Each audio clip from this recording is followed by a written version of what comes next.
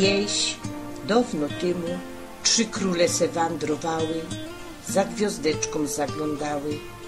Do Betlejem trafić chcieli, ale drogi nie widzieli.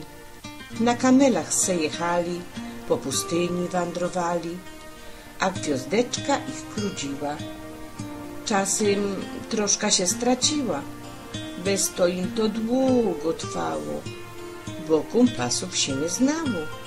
Ale gwiazda wielko była, bliskim swoim ich kludziła, bo oni pokłon oddać chcieli, do dzieciątka wyszynki też mieli, insze niż my dowomy, bez to do dzisiaj o nich godumy. Złoto, władza i królestwo zapowiadało, mirra, męczeństwo to być miało, kadzidło to boskość obwieszczało.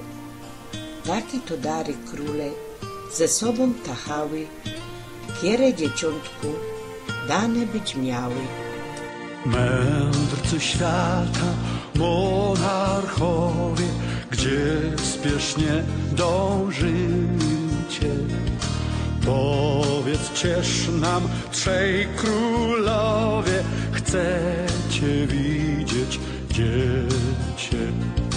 Ono w żłobie nie ma tronu i berła nie dzierży, a proroctwo jego zgonu już się w świecie szerzy. Mędrcy świata, złość okrutna dziecię prześladuje. Wieść okropna, wieść to smutna, Herod spisek knuje.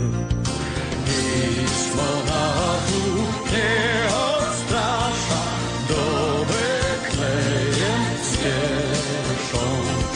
Gwiazda zbawcę im ogłasza, nadzieją się cieszą.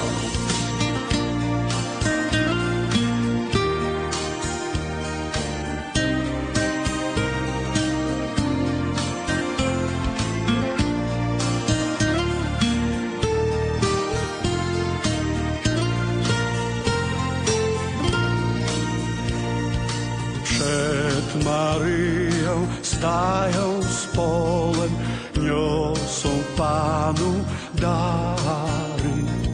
Przed Jezusem biją czołem, składają ofiary.